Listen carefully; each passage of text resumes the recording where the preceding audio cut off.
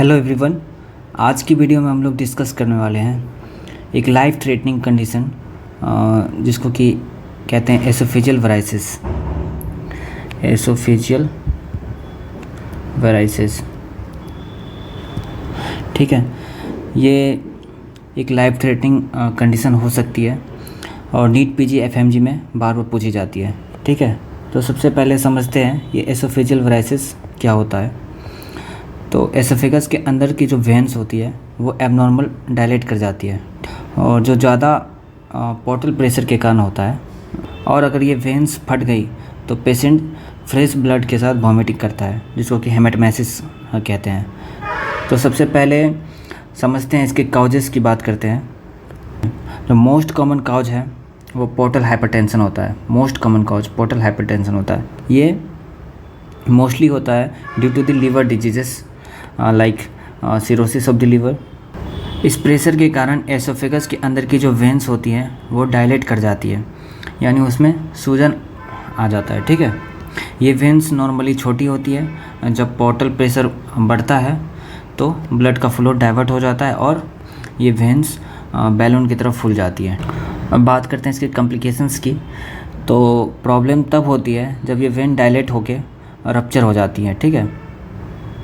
Rupture होने पे patient present करेगा हेमेटोमेसिस के साथ, जिसको फ्रेश ब्लड वॉमिटिंग जिसको कहते हैं, ठीक है। ये एक मेडिकल इमरजेंसी होती है because patient quickly blood loss कर सकता है, ठीक।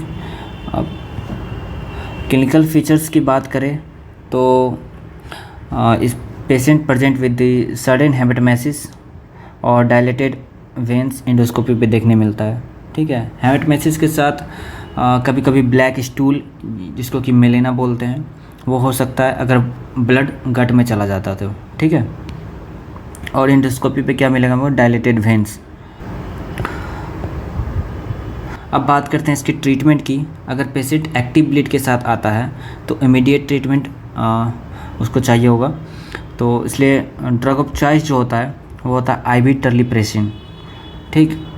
ये टर्लीप्रेसिन एक वैसोकंस्ट्रिक्टर है जो पोर्टल प्रेशर को कम करता है, ठीक। अगर टर्लीप्रेसिन अवेलेबल नहीं है तो हम आईवी ऑक्ट्रियोटाइड का भी यूज कर सकते हैं, ठीक। और इसके साथ साथ हम उसमें ऐड करेंगे आईवी ट्रेनेक्समिक एसिड ऐड करेंगे जो कि एंटी फिब्रोलाइटिक है, ठीक। अब पेशेंट को फ्यूचर ब्लीड से बचने के लिए लॉन्ग टर्म में दिया जाता है ओरल प्रोपेनोलोल, जो कि नॉन सेलेक्टिव बीटा ब्लॉकर है, ठीक है। जो पोर्टल प्रेशर को ग्रेजुअली रिड्यूस करता है और वराइसिल जो ब्लीड हो रहा है उसके रिस्क को कम करता है, ठीक। तो ये था हमारा एसोफेजियल वराइसिस।